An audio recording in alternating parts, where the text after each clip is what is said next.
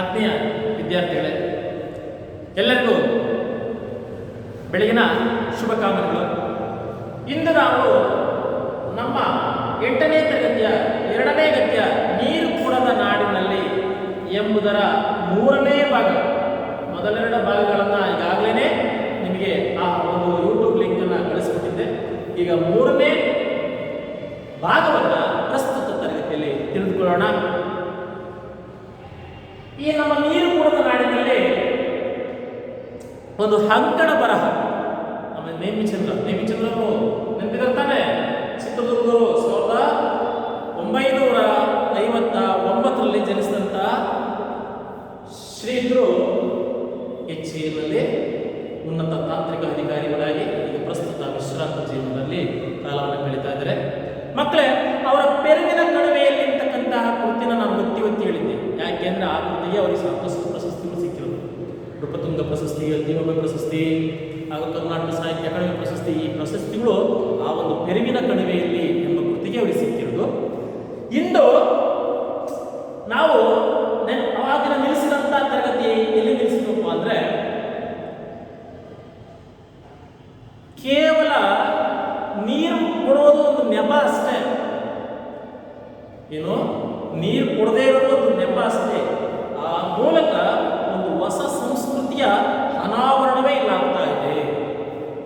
ಹೊಸ ಸಂಸ್ಕೃತಿಯ ಪರಿಚಯವನ್ನು ನಾವು ನೋಡ್ತಾ ಇದ್ದೀವಿ ಇಲ್ಲಿ. ಹೇಗೆ ಸರ್?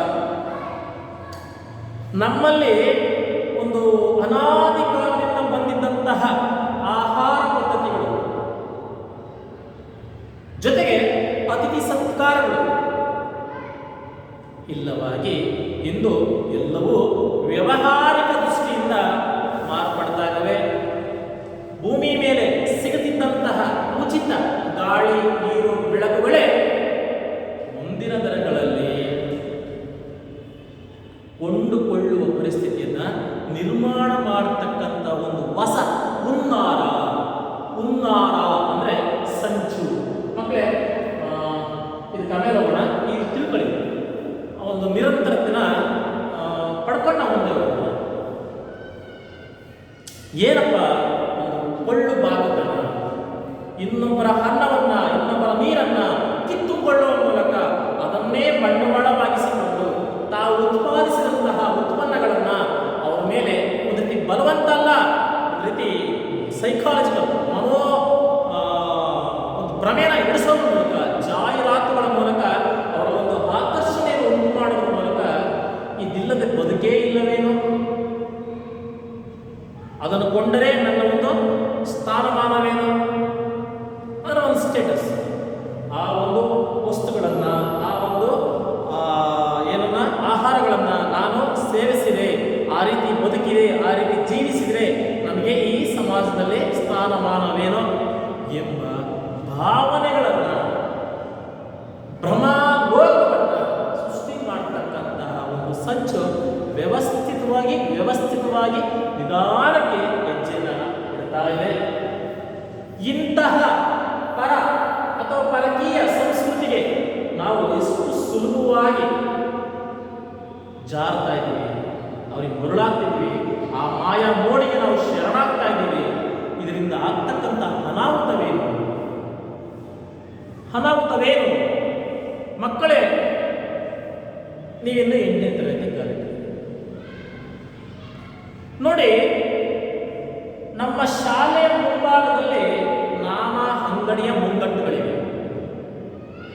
ಅಂಗಡಿ ಮುಂಗಟ್ಟುಗಳಲ್ಲಿ ಮುಂದೆ ದೊಡ್ಡದಾಗಿ ಕಣ್ಣಿಗೆ ಮಿಂಚುವಂತಹ ಒಂದು ಕುರುಕುರೆ ಪ್ಯಾಕೆಟ್ಗಳನ್ನಾಗಲಿ ಅಥವಾ ಇನ್ನೊಂದು ಯಾವುದೋ ಪ್ಯಾಕೆಟ್ಗಳನ್ನು ನೇತಾಕಿರ್ತಾರೆ.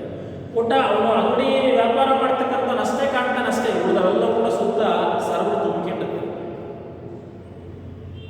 ನೀವು ಮಧ್ಯಾಹ್ನ ನಾವು ಊಟ ಬಿಟ್ಟಂಥ ಸಮಯದಲ್ಲಿ ನೀವು ಹೊರ ಹೆಚ್ಚಿಡಕ್ಕೆ, ಯಾಕೆ? ಅವುಗಳನ್ನು ತಗೊಂಡು ತಿನ್ನಬೇಕು. ಅವು ಆರೋಗ್ಯವೇ ಅನಾರೋಗ್ಯವೇ ಎಂಬ ಚಿಂತಿಸತಕ್ಕಂತಹ ಒಂದು ಸಾಮಾನ್ಯ ಜ್ಞಾನವೂ ಕೂಡ ನಮ್ಮಲ್ಲಿ ಇರುವುದಿಲ್ಲ.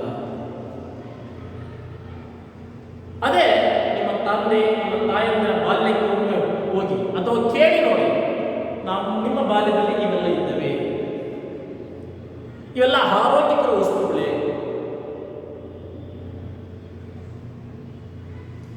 ಕೇಳಿದ ನಿಮಗೆ ಗೊತ್ತಾಗುತ್ತೆ, ನಿಧಾನವಾಗಿ ನಾವೇ ದುಡ್ಡು ಕೊಟ್ಟು ಅನಾರೋಗ್ಯವನ್ನು ತಂದುಕೊಳ್ತಾ ಇದ್ದೀವಿ.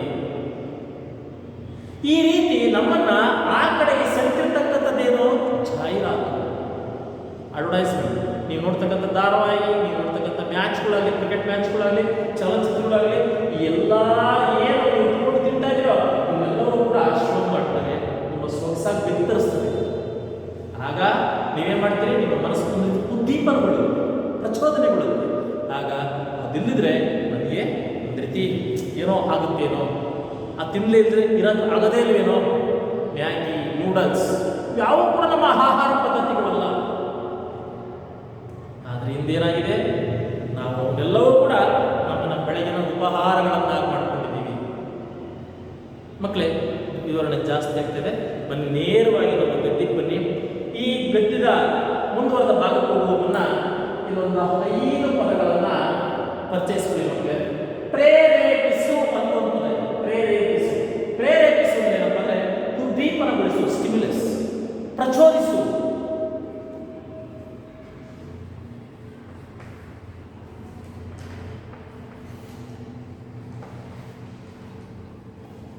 ನಿಮ್ಮನ್ನ ಒಂದು ರೀತಿ ಉದ್ದೀಪನಗೊಳಿಸೋದು, ಪ್ರಚೋದಿಸೋದು, ಪ್ರೇರೇಪಿಸೋದು. ಅದು ಕೊಂಡು ತಿನ್ನಬೇಕು ಅಂತ ನಿಮ್ಮ ಮನಸ್ಸಲ್ಲಿ ಒಂದು ರೀತಿ ಆ ಒಂದು ಭಾವನೆ ಉಂಟಾಗ್ತದೆ. ಈ ಪ್ರೇರೇಪಿಸು, ಪ್ರಚೋದಿಸು. ಉದ್ಧಾರ ಅಂದ್ರೆ ಏಳಿಗೆ, ಉನ್ನತಿ, ಪ್ರಗತಿ.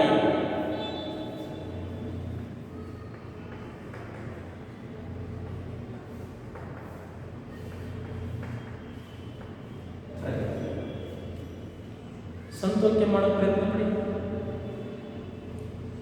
ನಾವು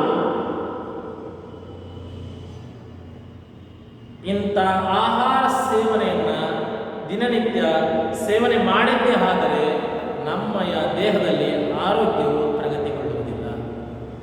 ಅಥವಾ ಒಳ್ಳೆಯ ದೃಷ್ಟಿಯಲ್ಲಿ ಈ ಪ್ರಗತಿಯನ್ನು ನೋಡಬಹುದು, ಉದ್ದಾರವನ್ನು ನೋಡಬಹುದು. ನಾವು ಎಳೆಮೆಯಲ್ಲಿ ಸಾಕಷ್ಟು ಕೃತಿಗಳನ್ನು, ಸಾಕಷ್ಟು ಸಾಹಿತ್ಯವನ್ನು ಅಭ್ಯಾಸ ಮಾಡೋದ್ರಿಂದ ನಾವು ಮುಂದಿನ ವಿದ್ಯಾಭ್ಯಾಸ ಜೀವನದಲ್ಲಿ ಉತ್ತಮ ಒಂದು ಏಳಿಗೆಯನ್ನು, ಪ್ರಗತಿಯನ್ನು ಸಾಧಿಸಬಹುದು ಅಥವಾ ಒಂದು ಉನ್ನತಿಯನ್ನು ಸಾಧಿಸಬಹುದು. ಬದುಕಿನಲ್ಲಿ ಒಂದು ಉದ್ಧಾರವಾಗಬಹುದು.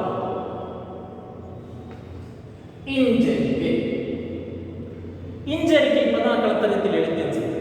ಕೀಳಿರಿಮೆ, ಸಂಕುಚಿತ ಮನೋಭಾವ. ಅಂದ್ರೆ ನಾನು ಅವನ್ನ ಕೊಂಡು ತಿನ್ನಲಿಲ್ಲ ಅಥವಾ ಆ ಥರ ಒಂದು ಮ್ಯಾಗಿನೋ ನೂಡಲ್ನ ನಾನು ಯೂಸ್ ಮಾಡ್ತಿಲ್ಲ ಅಂದ್ರೆ ನೀನು ನಾಗರಿಕರಲ್ಲ,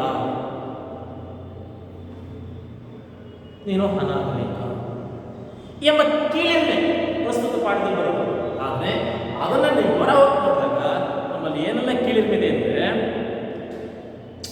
ಒಂದು ವೇದಿಕೆಯಲ್ಲಿ ನಿಂತ್ಕೊಂಡು ನಿರರ್ಗಳವಾಗಿ, ನಿರ್ಭಯವಾಗಿ ಮಾತನಾಡತಕ್ಕಂಥ, ಸಭಾ ಕಂಪನವಿಲ್ಲದೆ ಮಾತನಾಡತಕ್ಕಂತಹ ಸ್ಥೈರ್ಯವಿಲ್ಲದೆ ಹೋದರೆ ಇರುತ್ತೆ. ಆದರೆ ನಮ್ಮ ಕೀಳಿರಿಮೆ ಏನು ಮಾಡ್ತಿರುತ್ತೆ? ನಮ್ಮನ್ನ ತಡೆ ಹಿಡಿತಾ ಇರುತ್ತೆ. ಆ ಒಂದು ಗುಣವನ್ನು ಬೆಳೆಸ್ಕೊಳ್ಬೇಡಿ, ನಕಾರಾತ್ಮಕ ಭಾವನೆಯನ್ನು ಬೆಳೆಸ್ಕೊಳ್ಬೇಡಿ, ಧನಾತ್ಮಕ ಚಿಂತನೆಗಳನ್ನು ಬೆಳೆಸಿರಿ. ಹಿಂಜರಿಕೆ, ಕೀಳಿರಿಮೆ.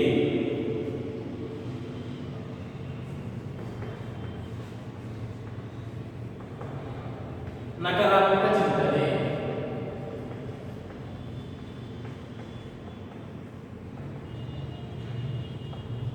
ಅದು ನನ್ನಿಂದ ಆಗೋದಿಲ್ಲ, ಅದು ನನ್ನ ಕೈ ಸಾಧ್ಯವಿಲ್ಲ. ಈ ಭಾವನೆಗಳೇ ನಕಾರಾತ್ಮಕ ಭಾವನೆ, ಕೀಳಿರಿಮೆ. ಇನ್ನ ಕಸಿದುಕೊಳ್ಳು. ಕಸಿದುಕೊಳ್ಳು ಅಂದ್ರೆ ಕಿತ್ತುಕೊಳ್ಳು.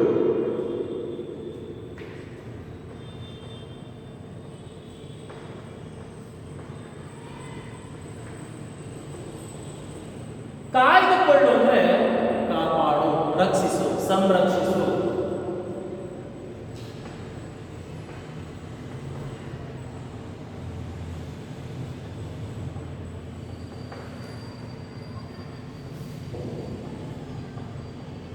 ಇಷ್ಟು ಮಕ್ಕಳೇ ಪದ ಪರಿಚಯ. ಈಗ ನಾವು ನನ್ನ ನಿಲ್ಲಿಸಿದಂತಹ ಪಾಠಭಾಗಕ್ಕೆ ಮುಂದುವರಿಯೋಣ. ಸ್ವಲ್ಪ ಈ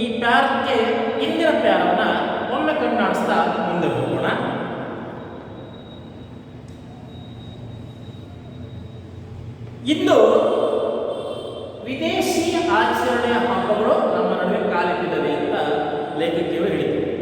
ಯಾವ ವಿದೇಶಿ ಆಚರಣೆ ಹಬ್ಬಗಳು? Valentine's day, mother's day, father's day, sister's day, ಈ ಥರ ಆಚರಣೆಗಳು ನಮ್ಮ ಸಂಸ್ಕೃತಿಗೆ ಕಾಲಿಟ್ಟಿದ್ದಾವೆ. ನಮ್ಮಲ್ಲಿ ಈ ಡೇ ಬರೋಕ್ಕಿಂತ ಮುಂಚೆನೇ ನಮ್ಮಲ್ಲಿ ಒಂದು ಪದ ಇದೆ, ಮಾತೃದೇವೋ ಭವ, ಪಿತೃದೇವೋ ಭವ, ಆಚಾರ್ಯ ದೇವೋ ಭವ. ನಮ್ಮಯ ಸಂಸ್ಕೃತಿ ಇದು. ನಾವು ಗುರು ಹಿರಿಯರನ್ನ ಅನಾದಿ ಕಾಲದಿಂದಲೂ ಗೌರವಿಸ್ತಾ ಅವರಿಗೆ ಶರಣಾಗಿ ತಗ್ಗಿ ಬಗ್ಗಿ ವಿನಯಗಳಿಂದ ಅವರ ಮಾತುಗಳನ್ನು, ಅವರ ಆದೇಶವನ್ನು ಪರಿಪಾಲಿಸ್ಕೊಂಡು ಬರ್ತಾ ಇದ್ದೀವಿ. ಇಲ್ಲೆಲ್ಲೂ ಕೂಡ ಅವರಿಗೆ ಒಂದು ದಿನ ಅಂತ ನಾವು ಮಾಡಿಲ್ಲ. ಎಲ್ಲ ದಿನಗಳು ಅವರಿಗೆ ನಮಗೆ ಪೂಜ್ಯರು, ಗುರು ಹಿರಿಯರು. ಅದು ನಮ್ಮಯ ಸಂಸ್ಕೃತಿ, ಸನಾತನ ಸಂಸ್ಕೃತಿ. ಆದರೆ ಈ ದೇಶಿ ಸಂಸ್ಕೃತಿ ಹೇಗಿದೆ? ಆಯಾ ದಿನಗಳಲ್ಲಷ್ಟೇ ಅವರ ಬಗ್ಗೆ ಮೋಹ ತೆಗೆದುಕೊಳ್ತಕ್ಕಂಥದ್ದು, ಪ್ರೀತಿಸ್ತಕ್ಕಂಥದ್ದು. ಆ ದಿನದ ಶುಭ ಕೋರುವ ಮೂಲಕ ಅವ್ರನ್ನ ಖುಷಿ ಪಡಿಸ್ತಕ್ಕಂತಹ ಒಂದು ಭ್ರಮಾಲೋಕಕ್ಕೆ ಇಳಿತಾ ಇದ್ದೀವಿ. ಆದರೆ ಲೇಖಕಿಯರು ಹೇಳ್ತಾರೆ, ಇಂಥ ದಿನಗಳು ಬಂದಿದ್ರಿಂದ ಏನು ನಮ್ಮ ಸಂಸ್ಕೃತಿ ಹಾಳಾಗೋದಿಲ್ಲ. ಆದರೆ ಆ ದಿನಗಳ ನೆಪದಲ್ಲಿ ಒಂದು ಗ್ರೀಟಿಂಗ್ಸ್, ಒಂದು ಹೂಗುಚ್ಛ ಹಾಗೂ ಅದಕ್ಕೆ ಸಂಬಂಧಪಟ್ಟಂತೆ ಇತರ ಒಂದು ವ್ಯಾಪಾರ ಉದ್ಯಮಗಳು ಸೃಷ್ಟಿ ಮಾಡಿಕೊಂಡಲ್ಲ, ಅದರ ಹುನ್ನಾರವನ್ನು ಕೊಟ್ಟು ಲೇಖಕಿಯರು ಒಂದು ಅಭಿಪ್ರಾಯ ತಿಳಿಸ್ತಾರೆ. ನೋಡಿ, ಈ ದಿನಗಳ ಆಚರಣೆ ನೆಪದಲ್ಲಿ ಆ ಥರ ಉದ್ದಿಮೆಗಳು ಗ್ರೀಟಿಂಗ್ಸ್ಗಳನ್ನು ಕಳಿಸ್ಕೊಂಡು ಅದಕ್ಕೆ ಸಂಬಂಧಪಟ್ಟಂಥ ಗ್ರೀಟಿಂಗ್ಸ್ ಕಳಿಸ್ಕೊಂಡು ಅದಕ್ಕೆ ಬೇಕಾಗಿರ್ತಕ್ಕಂಥ ಗುಲಾಬಿ ಕಳಿಸ್ಕೊಂಡು ಒಂದು ಹೂ ಗುಚ್ಛವನ್ನು, ಹೂ ಬೊಕ್ಕೆಯನ್ನು ಕೊಡ್ತಕ್ಕಂಥ ಹಿಂದಿಲ್ಲ, ಯಾವಾಗಲೂ ಎಲ್ಲರೂ ಮನಪೂರ್ವಕವಾಗಿ ಕೈ ಮುಗಿತಾ ಇದ್ವಿ, ಅವರಿಗೆ ಗೌರವಿಸ್ತಿದ್ವಿ. ಈ ಭಾವನೆನೇ ಬೇರೆ. ಒಂದು ಯಾವುದೋ ಒಂದು ಪತ್ರವನ್ನು ಕೊಡೋದ್ರ ಮೂಲಕ, ಯಾವುದೋ ಒಂದು ಬಣ್ಣದ ಪತ್ರವನ್ನು ಕೊಡೋದ್ರ ಮೂಲಕ ಶುಭ ಕೋರುವುದೇ ಬೇರೆ. ಅಂದರೆ ನಮ್ಮಯ ಸಂಸ್ಕೃತಿ ಇಲ್ಲಿಂದ ಆರಂಭಗೊಳ್ತಿತ್ತು, ಇದರ ಬಳಕೆ ಕಡಿಮೆ ಇರ್ತಿತ್ತು. ಆದರೆ ವಿದೇಶಿ ಸಂಸ್ಕೃತಿ ಹೇಗಿದೆ? ಹೃದಯದ ಶಿಕ್ಷಣಕ್ಕೆ ಅವಕಾಶವಿಲ್ಲ, ಎಲ್ಲೆಲ್ಲವೋ ಬುದ್ಧಿಯ ಶಿಕ್ಷಣ, ಎಲ್ಲ ಆಲೋಚನೆಗಳ ಮೇಲೆ, ಎಲ್ಲವೂ ಆ ಒಂದು ಚಿಂತನೆಗಳ ಮೇಲೆ ಏರುಪೇರಾಗ್ತಾ ಹೋಗುತ್ತೆ. ಹಾಗಾಗಿ ನಮ್ಮ ಶಿಕ್ಷಣವನ್ನು, ನಮ್ಮ ಸಂಸ್ಕೃತಿಯನ್ನು, ನಮ್ಮ ಸಂಪ್ರದಾಯವನ್ನು ದಯವಿಟ್ಟು ಮನನ ಮಾಡಿಕೊಳ್ಳಿ, ಬದುಕಿನಲ್ಲಿ ಅನ್ವಯಿಸಿಕೊಳ್ಳಿ ಎನ್ನುವುದೇ ಕಳಕಳಿಯ ಪ್ರಾರ್ಥನೆ. ಅದಕ್ಕೆ ಮುಂದುವರೆದು ಇನ್ನೊಂದು ಮಾತಿತ್ತು, ಕೊಳ್ಳು ಬಾಕತನ, ಅಗತ್ಯತೆ ಅನಗತ್ಯತೆ.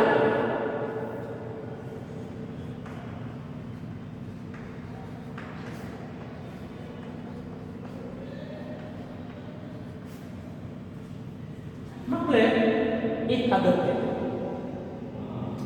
ಇಂದು ಬೋನೆ ಪ್ರೌಢಶಾಲಾ ಒಂದು ಮಗು ಬೈಕ್ ಚಾಲನೆ, ಬೈಕ್ ಓಡಿಸೋದು ತಪ್ಪೇ, ಅದು ಕಲ್ತಿರ್ತಾನೆ. ಅವನು ಯಾವ ಮನೆಗೆ ತಲುಪ್ತಾನೆ? ನಾನು ಕಾಲೇಜ್ ಹೋಗ್ಬೇಕು ಅಂದರೆ, ನಾನು ಉತ್ತಮ ಅಂಕ ಗಳಿಸ್ಬೇಕು ಅಂದರೆ ನನಗೊಂದು ಬೈಕ್ ಬೇಕು. ಆ ಒಂದು ಬೇಡಿಕೆ ಇರ್ತಾನೆ, ಡಿಮ್ಯಾಂಡ್ ಇರ್ತಾನೆ ತಂದೆ ತಾಯಿ. ಇದು ಅಗತ್ಯತೆ ಇದೆಯೇ? ಇದು ಹೆಂಗೆ ಹುಟ್ಕೊಂತು ಅನ್ನೋದು ಕುರಿತು ಒಂದು 4 ಮಾತುಗಳಲ್ಲಿ ಲೇಖಕಿಯರು ಹೇಳಿದ್ದಾರೆ. ಅಂದರೆ ಒಂದು ಜಾಹೀರಾತುಗಳು ನಮ್ಮನ್ನು ಎಂಥ ಮಾಯೋಪಾಕವನ್ನು ಸೃಷ್ಟಿ ಮಾಡಿದ್ದಾರೆ ಅಂದರೆ, ನಮಗೆ ಆ ವಸ್ತುಗಳು ಬೇಕೇ ಇರಲ್ಲ, ಆದರೂ ಕೂಡ ಅವು ನಮಗೆ ಅಗತ್ಯ ವಸ್ತುಗಳೇ ಎಂಬಂತೆ ಬಿಂಬಿಸ್ತವೆ. ಉದಾಹರಣೆಗೆ ಕಾರು ಉದ್ಯಮ, ಬೈಕ್ ಉದ್ಯಮ ಎಲ್ಲತ್ತಿನ ಸುಲಭವಾಗಿ ನೋಡಿ, ಅದೊಂದು ಪರ್ಫ್ಯೂಮ್. ಆ ಪರ್ಫ್ಯೂಮ್ ಹಾಕೊಂಡ್ರೆ ನೀನು 4 ಜನ ನಡುವೆ ನಿಂತ್ಕೊಳ್ಳೋಕೆ ಸಾಧ್ಯ, ಇಲ್ಲ ಅಂದರೆ ನೀನು ನಾತ ಹೊಡಿತೀಯ, ನೀನು ದೂರ ಇರು ಎಂಬ ಪ್ರಮೇಯನ ಸೃಷ್ಟಿ ಮಾಡೋದು. ಆದರೆ ಆ ಪರ್ಫ್ಯೂಮ್ ಅವಶ್ಯಕತೆಯೇ ನಿನಗಿರಲ್ಲ, ಯಾಕೆಂದರೆ ಪ್ರತಿದಿನ ನೀನು ಸ್ನಾನ ಮಾಡ್ತಿರ್ತೀಯ. ಹಾಗಾಗಿ ನಿನಗೆ ಅವಶ್ಯಕತೆ ಇದೆಯೇ? ಇಲ್ಲ. ಅದರ ಮೂಲಕ ಆ ಪರ್ಫ್ಯೂಮ್ನ ಒಂದು ತಂದು ನಿಮ್ಮ ಮೇಲೆ ಏರೋದ್ರ ಮೂಲಕ ಮತ್ತೊಂದು ಹೊಸ ಕಾಯಿಲೆಗೆ ನಿಮಗೆ ದಾರಿ ಮಾಡಿಕೊಡ್ತವೆ. ನೀನು ಬಳಕೆ ಮಾಡ್ತಾ ಮಾಡ್ತಾ ಹೋಗ್ತೀಯ, ಒಂದೊಂದು ದಿನ ಚರ್ಮ ರೋಗವನ್ನು ನೀನೇ ಕೊಂಡುಕೊಳ್ತೀಯ.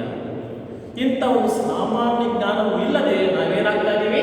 ಕೇವಲ ಪ್ರಮಾದಕ್ಕೆ, ಮಾಯಾವಕ್ಕೆ ನಮ್ಮನ್ನು ನಾವು ಒಡ್ಡುಕೊಳ್ತಾ ಇದ್ದೀವಿ.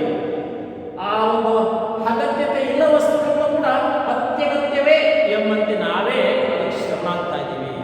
ಅಂತ ಅನಗತ್ಯ ವಸ್ತುಗಳನ್ನು ಕೊಂಡುಕೊಳ್ಳೋದನ್ನು ನಿಲ್ಲಿಸಿ. ಒಂದು ವಸ್ತುವನ್ನು ಕೊಂಡುಕೊಳ್ಬೇಕಾದ್ರೂ ದೂರ ಆಲೋಚನೆ ಮಾಡಿ, ದೂರದ ಆಲೋಚನೆ ಮಾಡಿ, ಈ ವಸ್ತು ನನಗೆ ಅಗತ್ಯತೆಯಿದೆಯೇ, ಈ ವಸ್ತುವನ್ನು ನಾನು ನನ್ನ ಸುದೀರ್ಘವಾಗಿ ಆ ವಸ್ತುವಿನ ಜತನದಿಂದ ಕಾಪಾಡ್ಕೊಳ್ತೀನಿ ಅನ್ನೋ ಒಂದು ಮನೋಭಾವ.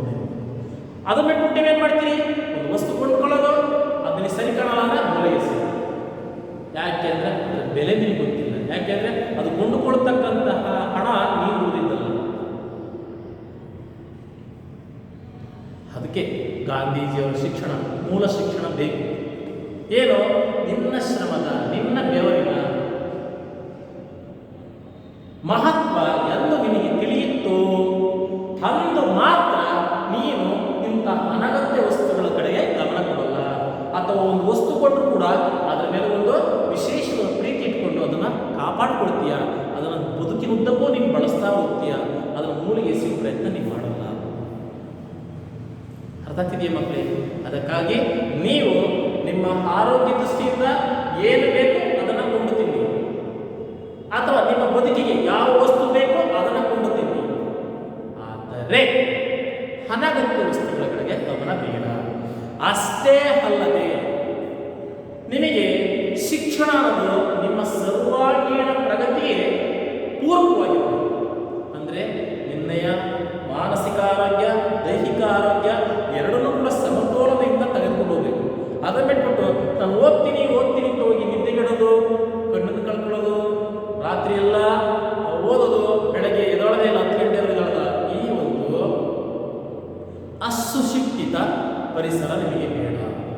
ಸುಶಿಕ್ಷಿತ ಪರಿಸರದಲ್ಲಿ ನಿಮ್ಮದೇ ಆಗಿರ್ತಕ್ಕಂಥ ಒಂದು ಚಿಂತನೆಗಳನ್ನು ಬೆಳೆಸ್ಕೊಳ್ಳಿ ಮಕ್ಕಳೇ. ಇನ್ನೊಂದು ಸರಳವಾಗಿ ಹೇಳ್ತೀನಿ, ನಿಮಗೆ ವಿದ್ಯಾರ್ಥಿ ವೇತನ ಕೊಡ್ತೀವಿ ನಾವು, ಸ್ಕಾಲರ್ಶಿಪ್ ಸಿಗುತ್ತೆ. ಆ ಸ್ಕಾಲರ್ಶಿಪ್ನಿಂದ ಎಷ್ಟು ವಿದ್ಯಾರ್ಥಿಗಳು ನೀವು ಪುಸ್ತಕಗಳನ್ನು ಕಂಡುಕೊಂಡಿದ್ದೀರಿ? ಎಷ್ಟು ವಿದ್ಯಾರ್ಥಿಗಳು ನೀವು ಪುಸ್ತಕವನ್ನು ಕೊಂಡುಕೊಂಡಿದ್ದೀರಿ? ಆ ದುಡ್ಡಿಂದ ಏನು ಮಾಡ್ತೀರಿ ನೀವು? ಮೊಬೈಲ್ ತಗೊಳ್ತೀರಿ, ಡ್ರೆಸ್ ತಗೊಳ್ತೀರಿ.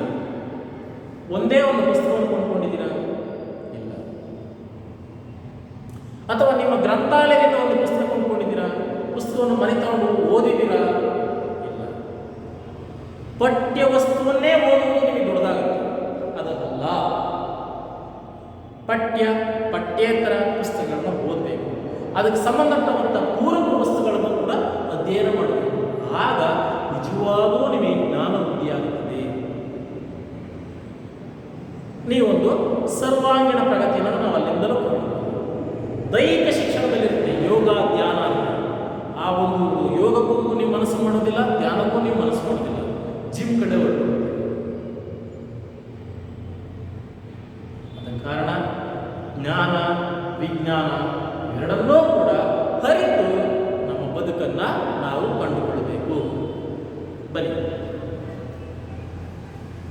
ಕೆಲವು ವರ್ಷಗಳ ಹಿಂದೆ ದಿನಪತ್ರಿಕೆಯಲ್ಲಿ ಓದಿದ್ದೆ, ಜನಪ್ರಿಯ ಹೋಟೆಲ್ ಮಾಲೀಕರೊಬ್ಬರು ಬರೆದಿದ್ದರು, ತಂಪು ಪಾನೀಯದ ಕಂಪನಿಯೊಂದು ಆತನನ್ನು ಸಂಪರ್ಕಿಸಿ ನೀವು ಗ್ರಾಹಕರಿಗೆ ಬಂದೊಡನೆ ನೀರು ಕೊಡುವುದನ್ನು ನಿಲ್ಲಿಸಿದರೆ ಇಷ್ಟು ಹಣ ಕೊಡುವುದಾಗಿ ಹೇಳಿದಂತೆ. ನೋಡಿ, ಚೆನ್ನಾಗಿದೆ ನೋಡಿ. ಸಂಚು ಅಂದರೆ ಒಂದು ದೊಡ್ಡ ಹೋಟೆಲ್, ಒಂದು ಜನಪ್ರಿಯ ಹೋಟೆಲ್, ತುಂಬ ಹೆಸರು ಮಾಡಿರ್ತಕ್ಕಂಥ ಹೋಟೆಲ್. ಅದರ ಮಾಲೀಕರಿಗೆ ಒಬ್ರು ಯಾವುದೋ ಒಂದು ಓಲಾ ಕಂಪ್ನಿಯವರು ಭೇಟಿ ಕೊಟ್ಟು, ನೀವು ನಿಮ್ಮ ಹೋಟ್ಲಲ್ಲಿ ಬಂದ ತಕ್ಷಣ ಯಾರಿಗೂ ನೀರು ಕೊಡಬೇಕು, ನೀರನ್ನು ಕೊಡದೇ ಇದ್ದರೆ ನಾನು ನಿಮಗೆ ತಿಂಗಳಿಗೆ ಇಷ್ಟು ಹಣವನ್ನು ಕೊಡ್ತೀನಿ. ನೀವು ಯೋಚನೆ ಮಾಡಬೇಕು, ಸರ್ ಅವನು ನೀರು ಕೊಡದೇ ಇರೋದು ಇವ್ನು ಅವನಿಗೆ ಹಣ ಕೊಡೋದು ಏನು ಸರ್ ಸಂಬಂಧ? ನೋಡಿ, ಅಲ್ಲೇ ಸಂಬಂಧ. ಈಗ ನಾವು ಹೋಟೆಲ್ಗಳಿಗೆ ಯಾಕೆ ಹೋಗ್ತೀವಿ? ನಮಗೆ ಹಸಿವು ಬಾಯಾರಿಕೆ ಆಗಿರುತ್ತೆ, ಅದಕ್ಕೋಸ್ಕರ ಹೋಗ್ತೀವಿ.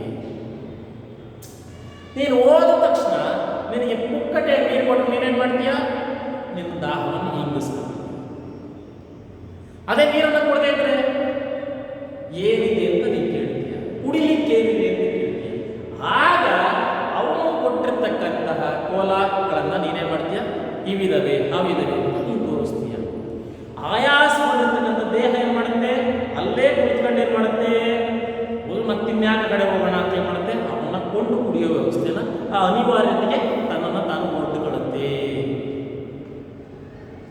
ಇದು ನಿಧಾನಕ್ಕೆ ಬೆಳೀತಾ ಹೋದ್ರೆ ಏನಾಗುತ್ತೆ? ಮುಂದಿನ ದಿನಗಳಲ್ಲಿ ನೀರಿನ ಜಾಗಕ್ಕೆ ಅವು ಬಂದು ಕೂತ್ಕೊಳ್ತವೆ. ನೀರು ಹಿನ್ನೆಲೆಗೆ ಹೋಗುತ್ತೆ, ಅವು ಮುನ್ನೆಲೆಗೆ ಬರ್ತವೆ.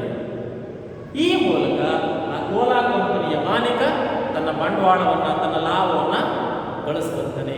ಇನ್ನೊಬ್ಬರ ನೀರನ್ನು ಕಿತ್ತುಕೊಳ್ಳೋದ್ರ ಮೂಲಕ ಅವನು ಹಣ ಸಂಪಾದನೆ ಮಾಡ್ತಾನೆ. ಅರ್ಥ ಆಗ್ತಿದೆಯೇ? ಈಗಾಗಲೇ ಬೆಂಗಳೂರಿನಲ್ಲಿ ನನಗೆ ನೀರು ಕೊಡುವ ಸಂಸ್ಕೃತಿಯ ಅನುಭವವಾಗಿದೆ. ನೋಡಿ, ಆ ಲೇಖಕಿಯರ ಆ ಕಾಲಕ್ಕೆಲೆಯ ಬೆಂಗಳೂರಿನಲ್ಲೇ ನೀರು ಕೊಡುವಂತಹ ಒಂದು ವ್ಯವಸ್ಥೆ ಸೃಷ್ಟಿಯಾಗಿದೆ. ಮಹಾತ್ಮ ಗಾಂಧಿ ರಸ್ತೆಯ ಬಾಂಬೆ ಬಜಾರ್ ಎದುರಿನ ಪುಟ್ಟ ಜಾಯಿಂಟ್ನಲ್ಲಿ ನಾನು ಮತ್ತು ಮಗಳು ಕುಳಿತಿದ್ದೆವು. ಇಲ್ಲಿ ನೀರು ತಂದಿಡಲಿಲ್ಲ. ಐಸ್ ಕ್ರೀಮ್ ತಿಂದ ಬಳಿಕ ನಾವು ನೀರು ಬೇಕು ಎಂದು ಕೇಳಿದೆವು.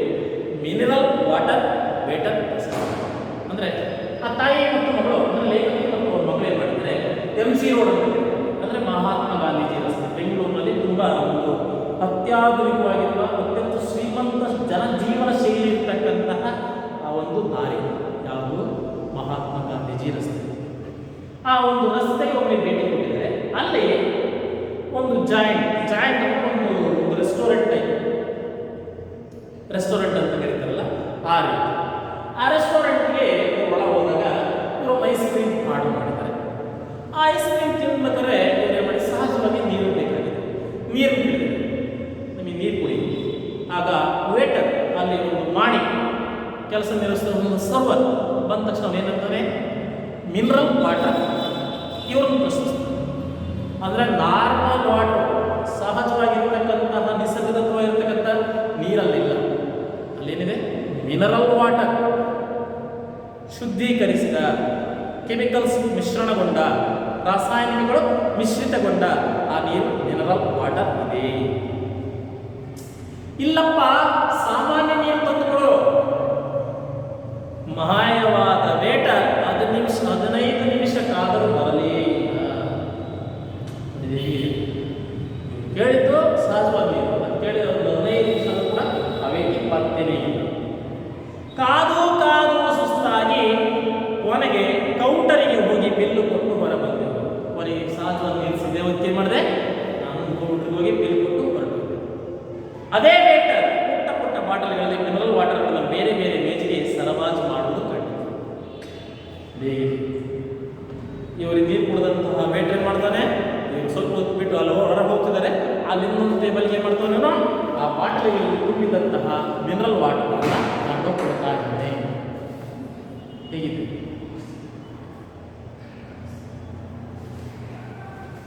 ಮಿನರಲ್ ವಾಟರ್ ಎಂದು ಅವನು ಕೇಳುವ ಭಂಗಿ ಭಾವ ಹೇಗಿರುತ್ತದೆ ಅಂದರೆ ನಿಮಗೆ ಆರ್ಡಿನರಿ ವಾಟರ್ ಎಂದು ಹೇಳಲು ಎಚ್ಚರಿಕೆ ಆಗಬೇಕು. ಮಕ್ಕಳಿಗೆ ಇದನ್ನು ಅರ್ಥ ಮಾಡ್ಕೊಂಡು ಆರ್ಡಿನರಿ ವಾಟರ್, ಮಿನರಲ್ ವಾಟರ್, ಆ ಹೇಳ್ತಕ್ಕಂತಹ ಭಾವ, ಆ ಭಂಗಿ, ಆ ಕಪಟತನ, ಮಾತಿನ ಮೋಡಿ, ಆ ಮಾತಿನ ಮೋಡಿಲೇ ಗೊತ್ತಾಗುತ್ತೆ. ಸಾಮಾನ್ಯವಾಗಿ ನೀರು ಕುಡಿದ್ರೆ ನೀನು ಕೆಳಗಿನ ಮಿನರಲ್ ವಾಟರ್ ಕುಡಿದ್ರೆ ನಿನ್ನ ಸ್ಥಿತಿವಂತ. ಈ ಒಂದು ಭ್ರಮೆಯಿಂದ ನಮ್ಮ ಲೋಕದ ಸೃಷ್ಟಿ ಮಾಡಿ ಎಂಥ ವಿಪರ್ಯಾಸ. ಸಹಜವಾಗಿ ಆರೋಗ್ಯಪೂರ್ವವಾಗಿದ್ದು ಯಾವ ನೀರು? ಆರ್ಡಿನರಿ ನೀರು.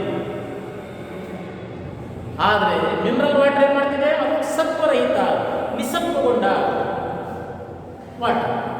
ಅದ್ರಲ್ಲಿ ಯಾವ ಖನಿಜಾಂಶಗಳಿಲ್ಲ, ಲವಣಾಂಶಗಳಿಲ್ಲ. ಆ ವಾಟರ್ ನೀವು ಕುಡಿದ್ರೆ ಏನು ಮಾಡುತ್ತೆ? ಆ ಕ್ಷಣ ದಾಹ ಇಂಗಬಹುದೇನೋ, ಆದರೆ ನಿನಗೆ ಆರೋಗ್ಯವಂತೂ ಲಭಿಸುವುದು. ನೀನೇನು ಮಾಡ್ತಿದೀಯಾ? ಕಾಯಿಲೆನ ಕೊಂಡುಕೊಂತಿದೀಯ. ಆ ಶುದ್ಧವಾದ ನೀರು ಕೇಳಿದರೆ ನಿನ್ನ ನೋಡುವ ಭಾವವೇ ಬೇರೆ, ನಿನ್ನನ್ನು ನೋಡ್ತಕ್ಕಂಥ ನೋಟವೇ ಬೇರೆ. ಆದರೆ ಮಿನರಲ್ ವಾಟರ್ ಕೇಳಿದರೆ ನಿನ್ನನ್ನು ಒಂದು ಉಪಚರಿಸುವ ರೀತಿಯೇ ಬೇರೆ. ಹಾಗಾಗಿ ಆರ್ಡಿನರಿ ನೀರು ಅಂತ ಅಂದರೆ ಮಾಮೂಲಿ ನೀರು ಕೇಳಿದರೆ ಒಂದು ರೀತಿ ಕೀಳಿರಿಗೆ ನಿನ್ನನ್ನು ನೋಡುವ ನೋಟ. ಯಾವ ಸ್ಥಿತಿ ಬಂದು ನಾವು ತಲುಪಿದ್ವಿ? ಹೀಗಾದರೆ ಮುಂದಿನ ದಿನಗಳು ಹೇಗೆ? ಮುಂದೆ ಆಹಾರ ಅಂತಕ್ಕಂಥದ್ದು, ನೀರು ಅಂತಕ್ಕಂಥದ್ದು ಯಾವ ಸ್ಥಿತಿಯನ್ನು ಬಂದು ತಲುಪಬಹುದು? ಇದಕ್ಕೆಲ್ಲ ಕಾರಣ ಏನು? ನಾವು ಪರ ಸಂಸ್ಕೃತಿಗೆ, ಪರಕೀಯರ ಸಂಸ್ಕೃತಿಗೆ ಮಾರು ಹೋಗುತ್ತಿರುವುದು, ಶರಣಾಗುತ್ತಿರುವುದು. ಹಾಗಾದ್ರೆ ಇದು ಬೇಕಾ? ನಮ್ಮನ್ನು ನಾವೇ ಪ್ರಶ್ನೆ ಮಾಡ್ಬೋದು. ನಮಗೆ ಇದರ ಅಗತ್ಯತೆ ಇದೆಯೇ? ನಮಗೆ ಬೈಕ್ಗಳ ಅವಶ್ಯಕತೆ ಇದೆಯೇ? ನೋಡ್ರಿ, ಆ ಲೇಖಕಿಯರು ಎಷ್ಟು ಜನ ಹೇಳ್ತಾರೆ. ನನ್ನ ತಂದೆ ಪದವಿ ಕಾಲೇಜಿನ ಪ್ರೊಫೆಸರ್. ಅವರು ಅವತ್ತಿನ ಕಾಲದಲ್ಲಿ ಸೈಕಲ್ನಲ್ಲಿ ಹೋಗ್ತಿದ್ರು, ಯಾವುದೇ ಕೀಳಿಮೆ ಇರಲಿಲ್ಲ. ಇವತ್ತು ನಾವೇನಾರ ಸೈಕಲ್ನಲ್ಲಿ ಬಂದರೆ ನಮಗೆ ನೋಡ್ತಕ್ಕಂಥ ನೋಟವೇ ಬೇರೆ. ಇವನು ಜಿಗುಣ. ಸೈಕಲ್ ಕುಡಿಯೋದ್ರಿಂದ ಆರೋಗ್ಯ ಸಿಗುತ್ತೆ. ಎಲ್ಲರೂ ಬೈಕನ್ನು ಕೊಂಡುಕೊಂಡ್ರೆ ಪರಿಸರಕ್ಕೆ ಎಷ್ಟು ಮಾಲಿನ್ಯವನ್ನು ಉಂಟು ಮಾಡ್ತೀವಿ. ಅಗತ್ಯ ಇದ್ದ ಕಡೆ ಮಾತ್ರ ಬಳಸಬೇಕು. ಅನಗತ್ಯ ಬಳಕೆ ಮಾಡೋದ್ರಿಂದ ನಾವು ಅದಕ್ಕೆ ಸಂಪನ್ಮೂಲವನ್ನು ನಾಶ ಮಾಡಿದಂತಲ್ಲವೇ? ಹಾಗಾಗಿ ಈ ನಿಟ್ಟಿನಲ್ಲಿ, ಈ ಒಂದು ಪ್ರಜ್ಞಾಸ್ಥಿತಿಯಲ್ಲಿ ನೀವು ಆಲೋಚಿಸಿ, ನಮಗೆ ಯಾವುದು ಬೇಕು, ಯಾವುದು ಬೇಡ. ಆ ಬೇಕು ಅನ್ನೋ ವಸ್ತು ನಿನಗೆ ಸರಿ ಕಂಡ್ರೆ ಖಂಡಿತವಾಗೂ ಯಾರು ಏನೇ ನಿನ್ನನ್ನು ದೂಷಿಸಿ ನೀ ಮಾತ್ರ ಆ ಒಂದು ನಡೆಯಿಂದ ಹಿಂದೆ ಸರಿಯಬೇಡ. ಆಗ ನಿನ್ನದೇ ಆಗಿರ್ತಕ್ಕಂಥ ಒಂದು ಗಟ್ಟಿಯಾದಂಥ ವ್ಯಕ್ತಿತ್ವ ರೂಪುಗೊಳ್ಳುತ್ತೆ. ಅದನ್ನು ಬಿಟ್ಬಿಟ್ಟು ನಾವು ಒಂದು ಗುರಿ ಹೋಗಿ ಹಾಡಬೇಕು ಅಂತೇಳಿ ನಾನು ಹೋಗಿ ಅದರಿಂದನೇ ಇದ್ದರೆ ನನ್ನ ಒಂದು ಸ್ವಂತಿಕೆ ನಾಶವಾಗುತ್ತೆ, ನನ್ನ ವ್ಯಕ್ತಿತ್ವ ಬೆಳೆದು ಹೋಗುತ್ತೆ. ಇದು ಸರಿ ತಪ್ಪುಗಳ ತೀರ್ಮಾನ ನಿಮ್ಮದು. ಬನ್ನಿ. ಆದರೆ ನಿಜಕ್ಕೂ ಆಘಾತವಾದದ್ದು ತೀರಾ ಇತ್ತೀಚೆಗೆ ಮಾಲತಿಯೊಡನೆ ಇಂದಿರಾನಗರದ ಮುಖ್ಯ ರಸ್ತೆಯ ಪುಟ್ಟ ಜಾಯಿಂಟ್ಗೆ ಹೊಸ ಬಗೆಯ ಐಸ್ ಕ್ರೀಮ್ ತಿನ್ನುವ ಬಯಕೆಯಲ್ಲಿ ಹೋಗಾಗ ಮಿಸಿಸಿಪಿ ಮಡುಪಿ ಎಂದು ಎಲ್ಲೋ ಪತ್ರಿಕೆಯಲ್ಲಿ ಓದಿದ್ದ ಮಾಲತಿ. ಮಿಸಿಸಿಪಿ ಮಡುಪಿ,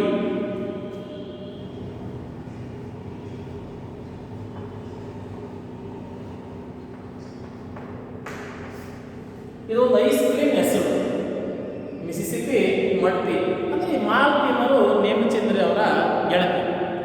ಆ ಗೆಳತಿಯವರು ಎಲ್ಲೋ ಒಂದು ಪತ್ರಿಕೆ ಓದಿದ್ರಂತೆ, ಮಿಸಿಸಿಪಿ ಮಡುಪಿ ಅಂತಕ್ಕಂಥ ಒಂದು ಐಸ್ ಕ್ರೀಮ್ ಇದೆ, ಅದು ತಿನ್ನಬೇಕು ಅಂತೇಳಿ ಇವರಿಬ್ಬರು ಜೊತೆಗಾರರು ಒಂದು ರೆಸ್ಟೋರೆಂಟ್ಗೆ, ಒಂದು ಜಾಯಿಂಟ್ಗೆ ಒಳ ಹೋಗಿದ್ದಾರೆ. ಹೋಗಾಗ ಒಳ ಹೋಗು ಮಾಲತಿಯವರು ಆ ಮಿಸಿಸಿಪಿ ಮಡುಪಿನ ಹಾಡು ಮಾಡಿದರು. ದೊಡ್ಡ ಬಿಳಿ ಪಿಂಗಾಣಿ ತಟ್ಟೆಯಲ್ಲಿ ಕೇಕ್ ಮತ್ತು ಐಸ್ ಕ್ರೀಮ್ ಇರಿಸಿ ಮೇಲೆ ಕೋಕೋ ಪುಡಿ ಉದುರಿಸಿ ಆಕರ್ಷಕವಾಗಿ ತಂದಿಟ್ಟರು. ನೋಡ್ರಿ, ಇದೆ ಕಣ್ಣಿಗೆ ಹಬ್ಬವನ್ನುಂಟು ಮಾಡೋದು. ಹೊಟ್ಟೆ ಏನಾರ ಹಾಕೋದು. ಒಂದು ಪಿಂಗಾಣಿ ಪಾತ್ರೆಯಲ್ಲಿ ಏನ್ ಮಾಡಿದ್ರು, ಒಂದು ಕಡೆ ಕೇಕು, ಇನ್ನೊಂದು ಕಡೆ ಐಸ್ ಕ್ರೀಮ್, ಎರಡನ್ನ ಅವ್ರು ಮುಂದೆ ತಂದಿಟ್ರು. ಅದ ಮೇಲೆ ಕೋಕೋ, ಒಂದು ರೀತಿ ಬಣ್ಣದ ಪುಡಿಗಳನ್ನು ಕಣ್ಣಿಗೆ ಚೆನ್ನಾಗಿ ಕಾಣಬೇಕಲ್ಲ, ಅದರ ಮೇಲೆ ಉದುರಿಸಿಕೊಂಡು ತಂದು ಅವ್ರ ಮುಂದೆ ಇಟ್ಟರು. ಅದರ ಬೆಲೆ ಅವತ್ತಿನ ಕಾಲದಲ್ಲಿ 100 ರೂಪಾಯಿ ಎಂದಾಗ ಅವು ಭಾರಿ ದುಡ್ಡು. ಅಂದರೆ ಬೆರಳು ಮೇಲೆ ಅಪ್ಪ, ಇದು 100 ರೂಪಾಯ. ಇವತ್ತು 100 ರೂಪಾಯಿಗೆ ಅಷ್ಟು ಮಹತ್ವತೆ ಇಲ್ಲ ಇರುವುದು. ಅವರ ಕಾಲದಲ್ಲಿ ಆ ಒಂದು ಕೇವಲ ಒಂದು ಪಿಂಗಾಣಿ ಪಾತ್ರೆಯಲ್ಲಿ ತಂದು ಕೊಟ್ಟಂತಹ ಒಂದು ಐಸ್ ಕ್ರೀಮ್ ಅಥವಾ ಕೇಕ್ ಮತ್ತು ಐಸ್ ಕ್ರೀಮ್ಗೆ 100 ರೂಪಾಯಿ ಬಿಲ್ ಮಾಡಿದ್ರು. ಇಲ್ಲೂ ನೀರು ಕೊಟ್ಟಿರಲಿಲ್ಲ ನೋಡಿ. ಆ ಐಸ್ ಕ್ರೀಮ್ ಅಷ್ಟೊಂದು ಬೆಲೆಯ ಐಸ್ ಕ್ರೀಮ್ ತಗೊಂಡ್ರು ಕೂಡ ಅವ್ರಿಗೊಂದು ಗ್ಲಾಸ್ ನೀರು ಕೊಟ್ಟಿಲ್ಲ. ನೀರು ಕೊಡಿ ಎಲ್ಲಿ, ಮಿನರಲ್ ವಾಟರ್ ಎಂದು ಸರ್ವ್ ಮಾಡುತ್ತಿದ್ದ ಹುಡುಗಿ ಕೇಳಿದಳು, ಮಿನರಲ್ ವಾಟರ್ ಬೇಕಾ? ಇಲ್ಲಮ್ಮ, ಸಾಧಾರಣ ನೀರು ಕೊಡಿ. ಆಕೆ ಆ ಒಂದು ಸರ್ವ್ ಮಾಡ್ತಿದ್ದ ಹುಡುಗಿ ಏನಂತಾಳೆ, ಎಲ್ಲಿ ನಮ್ಮಲ್ಲಿ ಸಾದಾ ನೀರು, ನಾರ್ಮಲ್ ವಾಟರ್ ಇಲ್ಲ, ನಮ್ಮಲ್ಲಿ ಮಿನರಲ್ ವಾಟರ್ ಬೇಕು ಅಂದ್ರೆ ತಂದು ಕೊಡ್ತೀವಿ, ಅದಕ್ಕೆ ಚಾರ್ಜ್ ಆಗುತ್ತೆ. ಹೇಗಿದೆ ನೋಡಿ, ನೀನು ಎಷ್ಟೇ ದುಡ್ಡು ಕೊಟ್ಟು ಏನನ್ನೇ ಪಡೆದುಕೋ, ಆದರೆ ಒಂದು ಗ್ಲಾಸ್ ನೀರು ಕೊಡತಕ್ಕಂತಹ ಅಲ್ಲಿ ವ್ಯವಸ್ಥೆ ಇಲ್ಲ, ಆ ಒಂದು ಆತಿಥ್ಯತೆ ಇಲ್ಲ. ಯಾಕೆ ಅಂದರೆ ನೀರು ಕೊಡೋ ಜಾಗಕ್ಕೆ ಏನು ತಂದಿರ್ತಾವ್ರೆ, ಬಾಟಲ್ ನೀರು. ಬಾಟಲ್ ನೀರಿಗಿಂತ ಕಡಿಮೆ ದುಡ್ಡಿನಲ್ಲಿ ನಿಮಗೆ ಕೋಲಾಗಳನ್ನು ಕೊಡಿಸ್ತಾರೆ. ಆ ಮೂಲಕ ಅದರ ರುಚಿಯನ್ನು, ಅದರ ಅಭಿರುಚಿಯನ್ನು ನಿಮಗೆ ಬೆಳೆಸಿ ಮುಂದೊಂದು ದಿನ ಅವಿಲ್ಲದೆ ಬದುಕೇ ಇಲ್ಲವೇನೋ ಎಂಬ ಭ್ರಮೆಗೆ ನೂಕುವ ಪ್ರಯತ್ನವನ್ನು ಮಾಡ್ತಿದ್ದಾರೆ.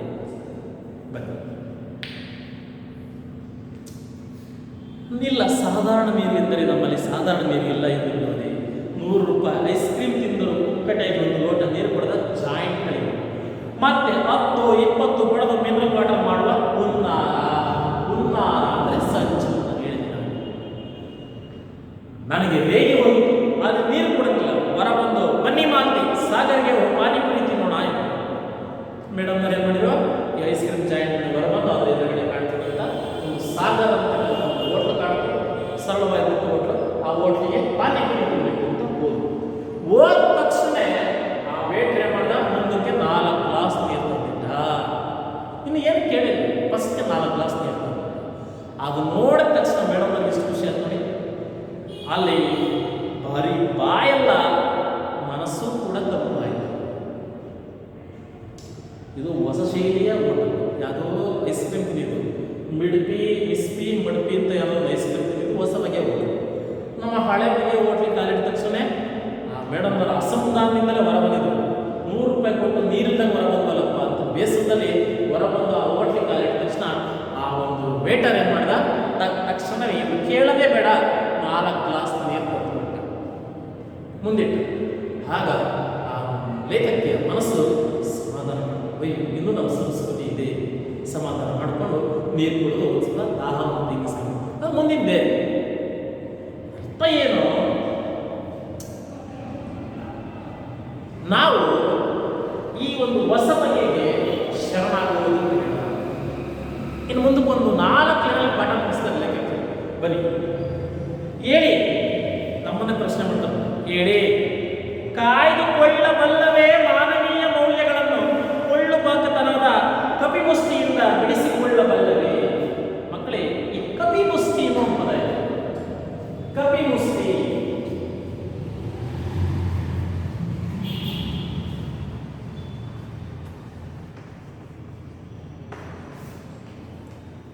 ಏನು ಸರ್ ಕಪಿಮುಷ್ಟಿ? ಮಕ್ಕಳೇ, ನೀವು ಮಂಗಳಗಳನ್ನು ಕೋತಿಗಳನ್ನು ನೋಡಿರ್ತೀವಿ. ಅವಳ ಕೈ ತುಂಬ ಬಿಗಿಯಾಗಿರುತ್ತೆ. ಅವಳು ನೆಗೆದು ಇನ್ನೊಂದು ಕಡೆ ಕೊಂಗೆಗೆ ಹಾರಬೇಕಂದ್ರೆ ಬಲವಾಗಿ ಹಿಡಿತಾರೆ. ಅಂದರೆ ಅದರ ಅರ್ಥ ಇಷ್ಟೇ. ಕಪಿಮುಷ್ಟಿ ಅನ್ನೋ ಒಂದು ಪದದ ಅರ್ಥವೇನಪ್ಪ? ಬಿಗಿ ಹಿಡಿತ.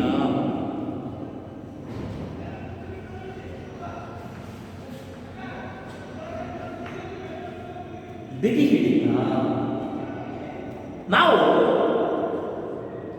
ನಮ್ಮನ್ನು ನಾವು ಪ್ರಶ್ನೆ ಮಾಡ್ಕೋಬೇಕು. ಮುಂದಿನ ದಿನಗಳಲ್ಲಿ ಅಥವಾ ಈ ಪ್ರಸ್ತುತ ದಿನಗಳಲ್ಲಿ ಆ ಒಂದು ಕೊಳ್ಳುಬಾಕತನ ಎಲ್ಲ ನಾನು ಚೆನ್ನಾಗಿ ಹೇಳಿದ್ದೀನಿ.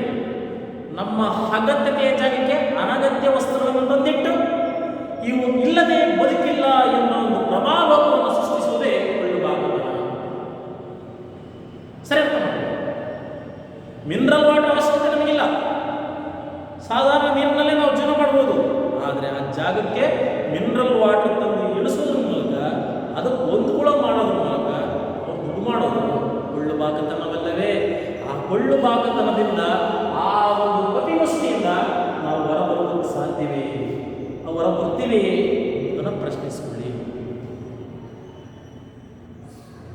ಇನ್ನೊಬ್ಬರ ನೀರು ಅನ್ನವನ್ನು ಕಸಿದುಕೊಳ್ಳದೆ ಬದುಕಬಲ್ಲವೇ? ಹೌದು. ಅವರ ಒಂದು ಹಣದ ಒಂದು ಗಳಿಕೆಗೋಸ್ಕರ ಇನ್ನೊಬ್ಬರ ನೀರನ್ನು, ಇನ್ನೊಬ್ಬರ ಅನ್ನವನ್ನು ಕಿತ್ತುಕೊಳ್ಳುವ ಪ್ರಯತ್ನ ಮಾಡಬಾರ್ದು. ನಮ್ಮ ಸಂಸ್ಕೃತಿಯನ್ನು ಕಾಯ್ದುಕೊಳ್ಳುವ ಅಸ್ತ್ರ ನಮ್ಮ ಕೈಯಲ್ಲಿ ಇದೆಯಲ್ಲವೇ? ನೀವೆಲ್ಲರೂ ಕೂಡ ಭವಿಷ್ಯದ ಪ್ರಜೆಗಳು. ಮುಂದಿನ ಭವಿಷ್ಯ ನಿಮ್ಮದು ತಾನೆ. ಆ ಉಜ್ವಲ ಭವಿಷ್ಯದಲ್ಲಿ ಸಂಸ್ಕೃತಿ ಬೇಡವೇ? ನಮ್ಮಯ ಸಂಸ್ಕೃತಿ ಬೇಡವೇ? ಇನ್ನೊಬ್ಬರ ಸಂಸ್ಕೃತಿ ನೀವು ಶರಣಾಗಬೇಕು. ತೀರ್ಮಾನಿಸಿ. ನಮ್ಮ ಸಂಸ್ಕೃತಿಯನ್ನು ಕಾಯ್ದುಕೊಳ್ತಕ್ಕಂಥ ಅಸ್ತ್ರ ಬೇರೆಲ್ಲೂ ಇಲ್ಲ ಮಕ್ಕಳೇ, ನಮ್ಮ ಕೈಯಲ್ಲಿದೆ.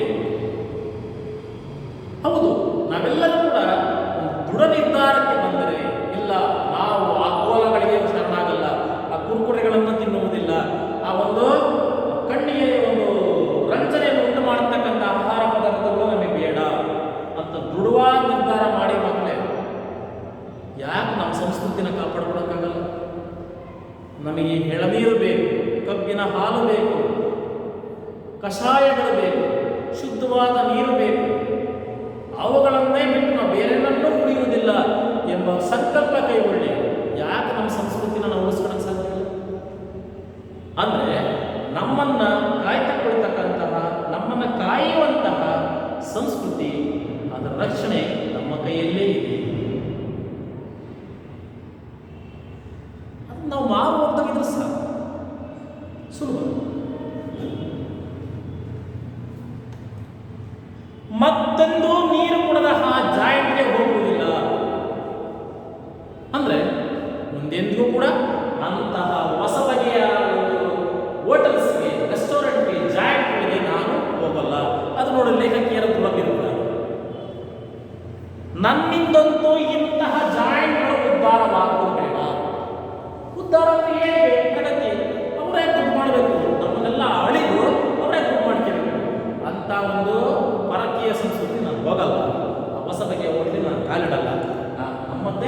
ನಾನು ಕಾಪಾಡ್ಕೊಳ್ತೀನಿ. ನನ್ನಿಂದಂತೂ ಇಂಥ ಜಾಯಿಂಟ್ಗಳು ಉತ್ತಾರವಾಗುವುದು ಬೇಡ ಎಂದುಕೊಂಡಿದ್ದೇನೆ. ಮಕ್ಕಳಿಗೆ ಇಲ್ಲಿ ಹಾಕಿಬಿಟ್ಟು ಕೊನೆಯದಾಗಿ ಅದರ ಒಂದೇ ಒಂದು ವಾಕ್ಯದ ಸಾರಾಂಶ ಏನಪ್ಪ, ಲೇಖಕಿ ಕೊನೆಗೆ ಎಂಡು ಮಾಡ್ತಿರೋದು ತಾರ್ಕಿಕ ಅಂತ ಏನು, ನಾನಂತೂ ಆ ಕಡೆ ಹೋಗಲ್ಲ. ಆ ಕಡೆ ಅಂದ್ರೇನು, ಹೊಸ ಬಗೆಯ ಬಗೆಯ ವ್ಯಾಮೋಹ ಉಂಟು ಮಾಡುವ, ನಮ್ಮ ದುಡ್ಡನ್ನು ಕಿತ್ತು ತಿನ್ನುವ, ನಮಗೆ ಅನಾರೋಗ್ಯವನ್ನು ಉಂಟು ಮಾಡುವ ಜಾಯಿಂಟ್ಗಳು ನನಗೆ ಬೇಡ. ಆ ಭಾಗಕ್ಕೆ ನಾನು ಕಾಯ್ತೇನೆ. ಆ ಮೂಲಕ ನನ್ನ ಸಂಸ್ಕೃತಿಯನ್ನು ನಾನು ಉಳಿಸಿಕೊಳ್ಳೋ ಪ್ರಯತ್ನ ನಾನು ಮಾಡ್ತೀನಿ ಎನ್ನುವುದು ಲೇಖಕಿಯರ ಅಭಿಪ್ರಾಯ. ಇದ್ರ ಮೂಲಕ ನಿಮಗೆ ಕೊಡ್ತಿರೋ ಸಂದೇಶ ಏನು, ನೀವು ಕೂಡ ಅಗತ್ಯ ವಸ್ತುವನ್ನು ಬಳಸಿ, ಆ ಕೊಂಡ ವಸ್ತುಗಳಿಗೆ ಗೌರವ ಸಲ್ಲಿಸಿ, ಅವನ್ನು ಸುರಕ್ಷಿತವಾಗಿ ಇಟ್ಕೊಳ್ಳಿ. ಅನಗತ್ಯ ದುಂದು ವೆಚ್ಚ ಬೇಡ. ಆರೋಗ್ಯವನ್ನು ಕೊಡ್ತಕ್ಕಂತಹ ಆಹಾರ ಪಾನೀಯಗಳನ್ನೇ ಬಳಸಿ ಅದರ ಬಗ್ಗೆ ನಿಮ್ಮ ಜ್ಞಾನವನ್ನು ಹೆಚ್ಚಿಸಿಕೊಳ್ಳಿ. ನೀವು ನಿಮ್ಮ ಕುಟುಂಬದವರಿಗೂ ಅದನ್ನು ಮನದಟ್ಟು ಮಾಡಿ, ಏನೋ ಎಂಥ ಆಹಾರವನ್ನು ನಾವು ಸೇವಿಸಬೇಕು, ಎಂಥ ನೀರನ್ನು ನಾವು ಸೇವಿಸಬೇಕು, ಅದಕ್ಕೆ ಸಂಬಂಧಪಟ್ಟಂಥ ಶೋಧನೆಯನ್ನು ನೀವು ಕೂಡ ಮಾಡಿ. ನಾವು ಕುರಿ ಮಂದೆಗಳಾಗುವುದು ಬೇಡ, ಜಾಹೀರಾತುಗಳಿಗೆ ಮರುಳಾಗುವುದು ಬೇಡ. ನಮ್ಮ ಸಂಸ್ಕೃತಿ ನಮ್ಮ ಹೆಮ್ಮೆ. ಆ ಒಂದು ವಿಶ್ವಾಸದಿಂದ ಕೀಳಿಮೆಯನ್ನು ಬಿಟ್ಟು ದೃಢವಾಗಿ ನಿಲ್ಲೋಣ ಎನ್ನೋದು ಪ್ರಸ್ತುತ ನಮ್ಮ ಪಾಠಭಾಗ. ಈಗ ಮಕ್ಕಳೇ, ಇಲ್ಲಿ ಒಂದು ಮನೆಗೆಲಸಕ್ಕೆ ಆ ಪ್ರಶ್ನೆಗಳನ್ನು ಬರ್ಕೊಳ್ಳಿ. ಅದಾದ ನಂತರ ಒಂದು ವ್ಯಾಕರಣದ ಕಿರುಪರಿಚಯವನ್ನು ನಿಮಗೆ ತಿಳಿಸ್ಕೊಡ್ತೀನಿ.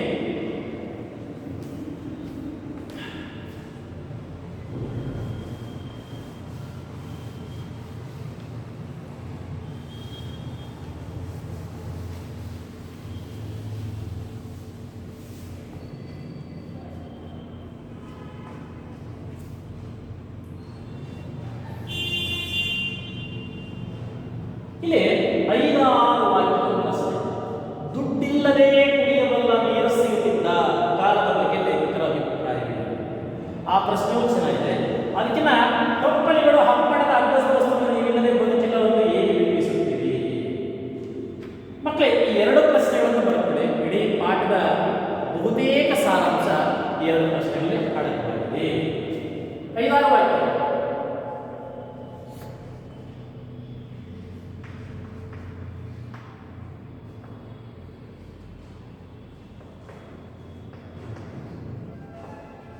ದುಡ್ಡಿಲ್ಲದೆ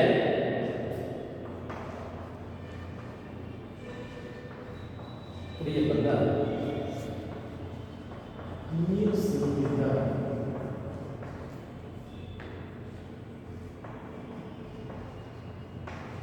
ಕಾಲದ ಬಗ್ಗೆ ಲೇಖಕರ ಅಭಿಪ್ರಾಯ.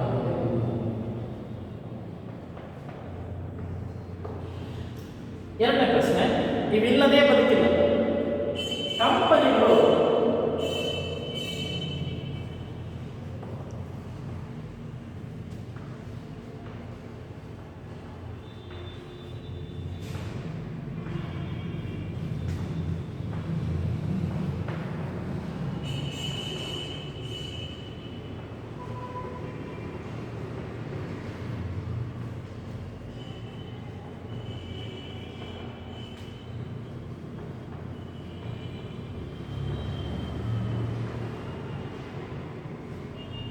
ಇಲ್ಲಿ ಅಗತ್ಯ ಮಾಡಬೇಕು, ಅನಗತ್ಯ ಅಂತ.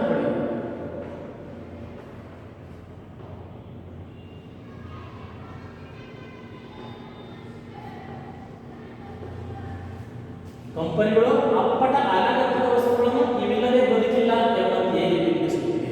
ಉದಾಹರಣೆಗೆ ಡೈರೆಕ್ಟ್ ಅಂದರೆ ಎಂಥದೋ ಸೆಟ್ ನಾವು ಬಳಸ್ತೀವಲ್ಲಪ್ಪ, ಅದ್ರ ಅಗತ್ಯ ಇತ್ತೇ ಇಲ್ಲ. ಆದ್ರೆ ಅವು ಬಿಂಬಿಸೋದು ಹೇಗಿದೆ, ಅವನ್ನ ಹಾಕೊಂಡ್ರೆ ಏನೋ ಒಂದು ಭ್ರಮೆ, ಹುಚ್ಚು ಮನಸ್ಥಿತಿಗೆ ನಮ್ಮನ್ನು ಕೊಂಡು ತಂದಿದ್ದೇವೆ. ಮಕ್ಕಳೇ, ಈಗ ನಾವು ವ್ಯಾಕರಣ ಹೋಗೋಣ.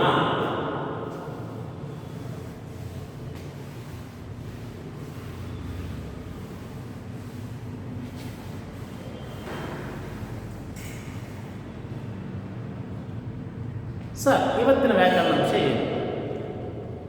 ವರ್ಣಮಾಲೆ. ವರ್ಣ ಅಂದ್ರೆ ಏನು? ಅಕ್ಷರ. ಆ ಅಕ್ಷರಗಳ ಒಂದು ವ್ಯವಸ್ಥಿತ ಗುಂಪೆ ವರ್ಣಮಾಲೆ.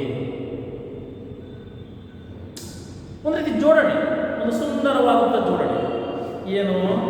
ವರ್ಣಮಾಲೆ. ಮಕ್ಕಳೇ, ನಮ್ಮ ಭಾಷೆಯಲ್ಲಿ ಒಟ್ಟು ಎಷ್ಟು ಅಕ್ಷರಗಳಿವೆ? 49 ಅಕ್ಷರಗಳಿವೆ.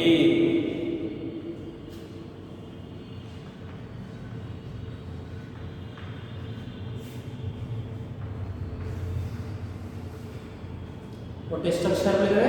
49 ಅಕ್ಷರಗಳಿವೆ.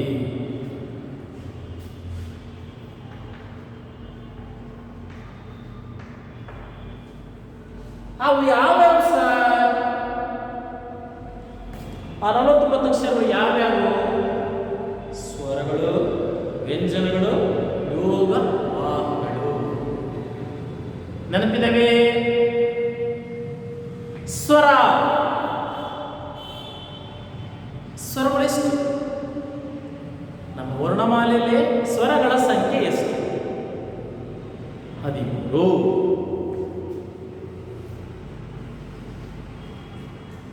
ಈ 13 ಸ್ವರಗಳಾದರೆ ವ್ಯಂಜನಗಳ ಸಂಖ್ಯೆ ಎಷ್ಟು? 34. ಉಳಿದಂತ ಅಕ್ಷರಗಳ ಸಂಖ್ಯೆ ಎಷ್ಟು? ಅವು ಯಾವುವು?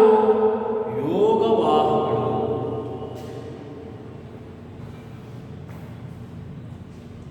ಮಕ್ಕಳಿಗೆ 3 ಕೂಡಿ 13, 34, 47. 47 2 49. ಒಟ್ಟು ವರ್ಣಮಾಲೆಗಳ ಸಂಖ್ಯೆ ಎಷ್ಟು? 49.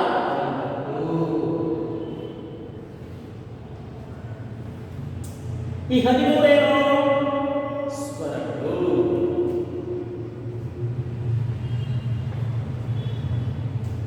ಸ್ವರಗಳು ಅಂದ್ರೆ ಏನು? ಸ್ವತಂತ್ರವಾಗಿ ಯಾವ ಸಹಾಯವಿಲ್ಲದೆ ಉಚ್ಚರಿಸಲ್ಪಡುವ ಅಕ್ಷರಗಳಿಗೆ ಸ್ವರಗಳು ಅಂತ ಕರೀತಾರೆ. ಇನ್ನೊಂದ್ಸಲಿ ಕೇಳಿಸ್ಕೊಳ್ಳಿ. ಯಾವ ಸಹಾಯವಿಲ್ಲದೆ ಸ್ವತಂತ್ರವಾಗಿ ಉಚ್ಚರಿಸಲ್ಪಡುವ ಅಕ್ಷರಗಳೇ ಸ್ವರಗಳು. ಬರ್ಕೊಳ್ತೀರಾ? ಯಾವ ಸಹಾಯವಿಲ್ಲದೆ ಸ್ವತಂತ್ರವಾಗಿ ಉಚ್ಚರಿಸಲ್ಪಡುವ ಅಕ್ಷರಗಳೇ ಮಕ್ಕಳೇ. ಇವುಗಳಲ್ಲಿ 2 ವಿಧ: ರಸಸ್ವರ, ದೀರ್ಘಸ್ವರ. ರಸಸ್ವರ, ದೀರ್ಘಸ್ವರ. ಕಾಲ 2ನೇ ಕ್ಲಾಸಲ್ಲಿ ಕೇಳಿರ್ತೀವಿ. ರಸಸ್ವರ ಅಂದ್ರೆ ಏನಪ್ಪ? ಒಂದು ಮಾತ್ರ ಕಾಲಾವಧಿ. ದೀರ್ಘಸ್ವರ ಅಂದ್ರೆ 2 ಮಾತ್ರ ಕಾಲಾವಧಿ. ಮಾತ್ರ ಅಂದ್ರೆ ಕಾಲ, ಟೈಮ್. ಒಂದು ಮಾತ್ರ ಅವಧಿಯಲ್ಲಿ ಉಚ್ಚಾರಣೆ ಮಾಡಿದ್ರೆ ಅದೇ 2 ಮಾತ್ರ ಅಂದ್ರೆ ಸ್ವಲ್ಪ ಟೈಮ್. ದೀರ್ಘಸ್ವರ.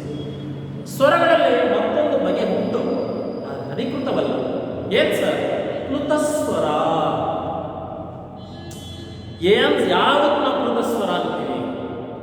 ದೀರ್ಘವಾಗಿ ಒಂದಕ್ಷರ ಬದಲಾಗಿ 2 ಅಕ್ಷರದ ಬದಲಾಗಿ ಆ 2 ಅಕ್ಷರಕ್ಕಿಂತ ಹೆಚ್ಚು ಮಾತ್ರ ಅಂದ್ರೆ 3 ಮಾತ್ರ ಕಾಲಾವಧಿಯಲ್ಲಿ ದೀರ್ಘವಾಗಿ ಉಚ್ಚರಿಸಿದೆ ಪ್ಲುತಸ್ವರ. ರಸಸ್ವರ, ದೀರ್ಘಸ್ವರ, ಪ್ಲುತಸ್ವರ.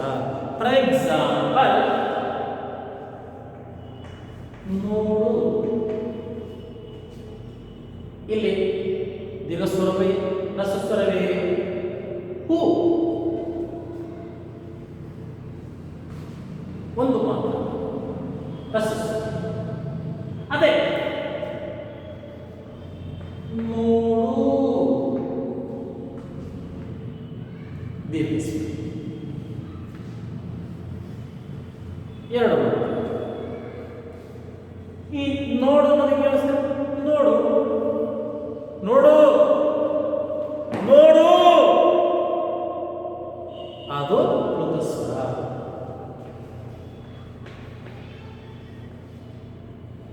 ಆ ಪ್ಲುತಸ್ವರದ ಚಿಹ್ನೆ ಇದು. ನೋಡು ನೋಡು ನೋಡು. ಇದು ಸ್ವರಗಳ ಒಂದು ವಿಧ ಬಗೆ. ಹ್ರಸ್ವಸ್ವರ, ದೀರ್ಘಸ್ವರ, ಸ್ವರ.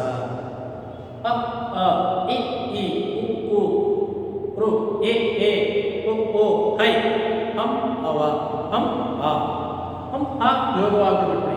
ಆ 13 ಇದಾವಲ್ಲ, 13 ನಾವು ಸ್ವರಗಳಿದ್ದೀವಿ. ಸ್ವರಗಳಲ್ಲೇ ಸ್ವತಂತ್ರ ಉಚ್ಚಾರ ಪ್ರಧಾನ. ಇನ್ನು ಒಂದು ವ್ಯಂಜನ ತಿಳ್ಕೊಂಡು ಯೋಗವಾದ ತಿಳ್ಕೊಂಡು ಈ ತರಕ್ಕೆ ಮುಗಿಸೋಣ. ವ್ಯಂಜನ ಈ ಮೊದಲ ಸ್ವತಂತ್ರ ಸ್ವರಗಳಿದ್ದಾವಲ್ಲ, ಸ್ವತಂತ್ರ ಉಚ್ಚಾರ, ಆ ಸ್ವರಗಳ ಸಹಾಯದಿಂದ ಉಚ್ಚಾರಗೊಳ್ತಕ್ಕಂಥ ಅಕ್ಷರವೇ ವ್ಯಂಜನ. ಇಂಥ ವ್ಯಂಜನದಲ್ಲಿ 3 ಬಗೆ: ಅಲ್ಪ ಪ್ರಾಣ, ಮಹಾಪ್ರಾಣ, ಅನುನಾಸಿಕ. ಸರಿ ಸರಿ, ಆ ವ್ಯಂಜನದಲ್ಲಿ ಮೊದಲನೇ 2 ಬಗೆ ಅಬ್ಸರ್ವ್ ಮಾಡ್ತೀವಿ: ವರ್ಗೀಯ, ಅವರ್ಗೀಯ. ಈ 34 ಎರಡು ಭಾಗ ಮಾಡ್ತೀವಿ.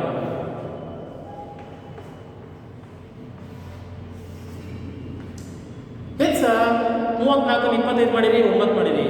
ಈ 25ನ ವರ್ಗೀಯ ಅಂದ್ರೆ, ವರ್ಗೀಯ ಅಂದ್ರೆ ಒಂದು ಚೌಕಟ್ಟಿಗೆ, ಒಂದು ವರ್ಗದಲ್ಲಿ ಆ ಅಕ್ಷರಗಳನ್ನ ಕೂಡಿಸುವುದು, ಅತ್ಯಂತ ವರ್ಗೀಯ. ಈ ವರ್ಗೀಯ ವ್ಯಂಜನ, ಅವರ್ಗೀಯ ವ್ಯಂಜನ, ವ್ಯಂಜನದ 2 ಬಗೆಗಳು. ಆ ವ್ಯಂಜನ ಅಂದ್ರೆ ಸ್ವರಗಳ ಸಹಾಯ. ಈ ವರ್ಗೀಯ ವ್ಯಂಜನದಲ್ಲಿ ಮತ್ತೆ 3 ಬಗೆ: ಅಲ್ಪ ಪ್ರಾಣ, ಮಹಾಪ್ರಾಣ, ಅನುನಾಸಿಕ.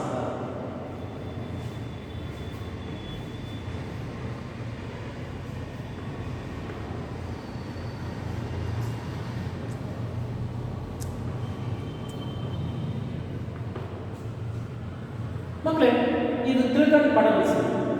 ಅಲ್ಪ ಕಡಿಮೆ, ಪ್ರಾಣ ಉಸಿರು, ಪ್ರಾಣ ಉಸಿರು, ಕಡಿಮೆ ಉಸಿರಿನ ಅಕ್ಷರ ಅಲ್ಪ ಪ್ರಾಣ. ಮಹಾ ಹೆಚ್ಚು, ದೀರ್ಘ, ದೀರ್ಘ ಉಸಿರಿನ ಅಕ್ಷರ ಮಹಾಪ್ರಾಣ. ಅನು ಸಹಾಯ, ನಾಸಿಕ ಮೂಗು, ಮೂಗಿನ ಸಹಾಯದ ಅಕ್ಷರಗಳೇ ಅನುನಾಸಿಕ. ಅಲ್ಪ ಪ್ರಾಣ 10, ಮಹಾಪ್ರಾಣ 10, ಅನುನಾಸಿಕ 5. ಒಟ್ಟು 25 ವರ್ಗೀಯ ವ್ಯಂಜನ, ವರ್ಗದ ವ್ಯಂಜನ. ಇನ್ನ ವರ್ಗಕ್ಕೆ ಒಳಪಡದೇ ಇರತಕ್ಕಂಥ ಅಕ್ಷರಗಳು ಯಾರ, ಲಾವ, ಶ, ಸಹ, ಹಳ. ಅವು 9 ಅವರ್ಗೀಯ ವ್ಯಂಜನ. ಇನ್ನು ಕೊನೆಯದಾಗಿ ಯೋಗ, ಅವುಗಳ ಸಂಖ್ಯೆ 2. ಏನ್ ಸರ್ ಯೋಗ?